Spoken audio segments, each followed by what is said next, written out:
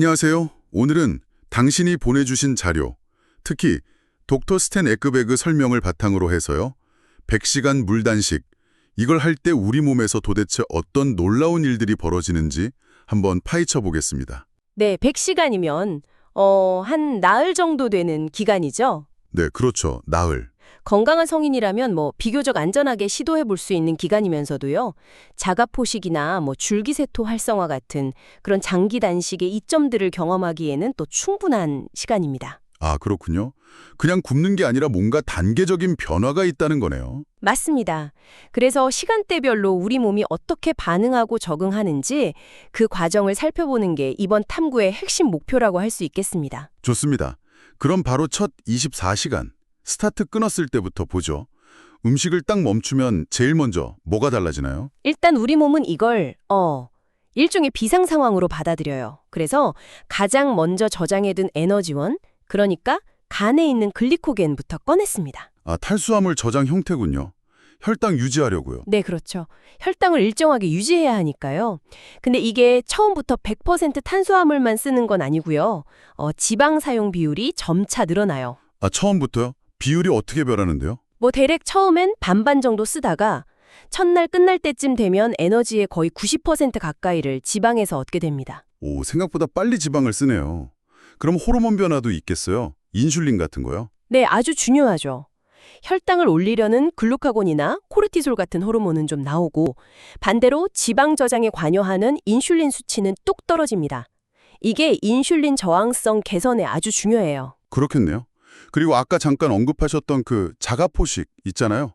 이것도 첫날부터 시작되나요? 네, 자가포식. 이게 스스로 먹는다는 뜻인데 우리 몸의 재활용 시스템이에요. 재활용이요? 네, 외부에서 에너지가 안 들어오니까 몸 안에 있는 좀 오래되거나 손상된 세포 부품들 있죠.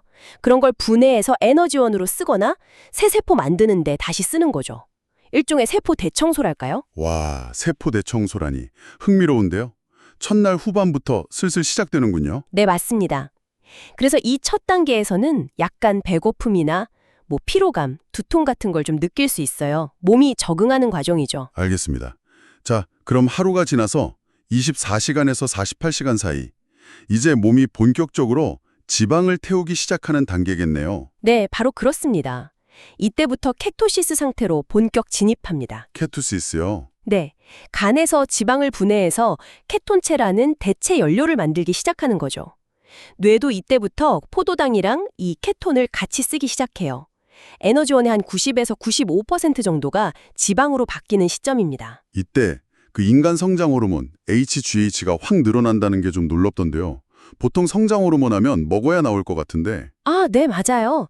HGH요. 이게 정말 신기한 부분인데 단식 중에 HGH 분비가 무려 300에서 500%까지도 치솟을 수 있습니다. 그렇게 많이요? 왜 그런 거죠? 근육이라도 지키려고 그러나? 정확합니다. 단순히 지방 연소를 돕는 걸 넘어서 우리 몸이 이런 위기 상황에서 아주 귀중한 단백질, 즉 근육은 최대한 보존하려는 그런 생존 전략인 거죠. 노화 방지에도 중요하고요. 아하, 생존 본능이군요. 네. 그리고 또 하나, BDNF라고 뇌 유래 신경 영양 인자라는 것도 같이 증가하는데요. BDNF요? 그건 뭔가요? 이건 뇌의 성장 비료 같은 거예요. 신경세포 성장을 돕고 연결을 강화해서 학습 능력이나 기억력, 적응력을 높여줍니다. 와, 그래서 단식하면 오히려 머리가 맑아진다는 분들이 계시군요. BDNF 덕분일 수도 있겠네요? 네, 충분히 그럴 수 있습니다. 케톤 자체가 뇌에 좋은 연료이기도 하고요. 근데 배고픔은 이 둘째 날이 제일 심하다가 그다음부터는 오히려 좀 줄어든다는 것도 신기했어요. 아, 네. 그 배고픔을 느끼게 하는 호르몬이 그렐린인데 이 수치가 점차 안정화되기 때문입니다. 몸이 케톤 사용에 적응하면서요. 손발이 좀 차가워지는 건 일시적인 현상일 수 있고요. 그렇군요. 자, 이틀 지나고 이제 48시간에서 72시간. 몸이 완전히 지방 연소 모드로 전환된 아주 깊은 단계로 들어서는 것 같습니다. 네, 이때는 완전한 케토시스 상태라고 볼 수 있죠. 주 에너지원은 지방, 정확히는 트리글리세리드입니다. 트리글리세리드, 중성지방이요? 네, 그게 지방산하고 글리세롤로 분해가 되는데요. 지방산은 대부분 케톤 생성이나 다른 세포 에너지원으로 쓰이고요. 여기서 나오는 글리세롤이라는 게 또 중요합니다. 이게 한 5% 정도 되는데 글리세롤은 뭘 하나요? 이게 간에서 포도당으로 전환될 수가 있어요. 이걸 당신생합성이라고 하는데요. 아, 그럼 이걸로 뇌에 필요한 최소한의 포도당은 공급할 수 있다는 거네요. 굳이 근육을 분해하지 않아도요? 바로 그겁니다. 이게 단식 중에도 우리 몸이 특히 뇌 기능 유지에 필요한 포도당을 효율적으로 확보하는 방법이죠. 어쩌면 인류가 이렇게 큰 뇌를 유지하고 발달시킬 수 있었던 진화적인 배경 중 하나일 수도 있다는 해석도 있어요. 와, 진짜 인체의 신비네요. 그럼 아까 말한 자가포식은 이때쯤이면 어떻게 되나요? 네, 이 셋째 날 48시간에서 72시간 사이에 자가포식 활동이 최고조에 달합니다. 세포 청소가 가장 활발하게 일어나는 거죠. 그럼 이 이후에는요? 최고점을 찍고 나면 몸은 이제 복구와 재생 모드로 전환되기 시작해요. 예를 들어 면역 체계가 한번 리셋됩니다. 오래된 백혈구 같은 걸 제거하고 새로운 백혈구를 만들 준비를 하는 거죠. 그리고 아주 중요한 줄기세포 생산이 시작됩니다. 줄기세포까지요? 와, 몸이 스스로를 치유하고 약간 젊어지게 하는 그런 과정이네요. 네, 그런 잠재력을 깨우는 과정이라고 볼 수 있죠. 이때쯤이면 그 포도당 케톤 지수 GKI라고 있는데 혈당 대비 케톤 비율이 1에 가까워질 수도 있어요. 이건 몸이 지방을 주 에너지원으로 아주 효율적으로 쓰고 있다는 강력한 신호입니다. 입에서 약간 과일향 같은 아세톤 냄새가 날 수도 있겠군요. 배고픔은 거의 없어지고 오히려 기분이 좋아지거나 명료해지는 경험을 할 수도 있겠고요. 맞습니다. 많은 분들이 그런 정신적 명료함이나 안정감을 보고합니다. 자, 드디어 마지막 구간입니다. 72시간에서 100시간 사이. 이제 회복과 재생의 시간인가요? 네, 그렇습니다. 자가포식은 여전히 높은 수준으로 유지되긴 하지만 이제 줄기세포 생산이 계속 활발해지면서 실질적인 조직 치유와 재생이 촉진되는 단계죠. 특히 장 건강 개선에 도움이 될 수 있습니다. 장 건강까지요? 네, 그리고 또 하나 주목할 만한 게 썰투인이라는 유전자 군인데요. 이게 활성화됩니다. 썰투인이요? 그건 어떤 역할을 하죠? 흔히 장소 유전자라고도 불리는데 세포 스트레스를 줄이고 DNA 복구를 돕고 전반적인 세포 보호와 노화 지연에 기여하는 걸로 알려져 있어요. 마치 몸속에 복구 전문가팀 스위치가 켜지는 거죠. 와, 정말 대단하네요. HGH도 계속 높게 유지되면서 근육 보존이랑 노화 방지에 기여하고요. 네, HGH는 이 단계에서도 여전히 중요한 역할을 합니다. 이때쯤 되면 정말 정신적으로는 아주 맑고 평온하고 몸에 염증이나 통증 같은 것도 줄어드는 걸 느낄 수 있다고요? 네, 많은 경험자들이 전신 통증이나 관절 염증 감소 같은 긍정적인 효과를 이야기합니다.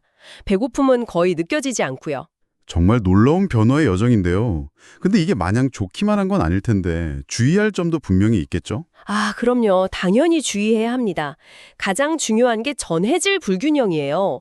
특히 나트륨, 칼륨, 마그네슘 같은 미네랄이 부족해지면 현기증, 극심한 피로, 심장 두근거림 같은 증상이 나타날 수 있어요. 위험할 수도 있고요. 전해질 보충이 필수적이겠네요. 또 다른 건요? 일어설 때 갑자기 어지러운 기립성 저혈압도 조심해야 하고요. 그리고 체지방이 너무 적은 분들은 단백질, 즉 근육을 에너지원으로 쓰게 될 위험이 더 커지니까 주의해야 합니다. 그럼 이런 위험 없이 좀 더 안전하게 하려면 어떤 팁이 있을까요? 가장 좋은 건 단식 시작하기 며칠 전부터 탄수화물 섭취를 줄이는 저탄수화물 식단을 하는 겁니다. 몸이 지방을 에너지원으로 쓰는데 미리 좀 적응시키는 거죠. 아, 미리 준비를 하는 거군요. 네. 그리고 단식 중에는 그냥 맹물만 마시는 게 아니라 질 좋은 소금, 나트륨, 칼륨, 마그네슘 같은 전해질을 충분히 보충해 주는 게 정말 중요합니다. 시중에 나와 있는 전해질 보충제를 활용할 수도 있고요. 그리고 무엇보다 자기 몸 상태를 잘 살피는 게 중요하겠네요. 맞습니다. 조금이라도 몸이 너무 안 좋다 싶으면 즉시 중단하고 몸을 회복시키는 게 우선입니다. 특히 건강 문제가 있거나 약을 복용 중이라면 절대로 혼자 결정하지 마시고 반드시 의사나 전문가와 상의 후에 신중하게 접근해야 합니다. 네, 명심히 하겠습니다.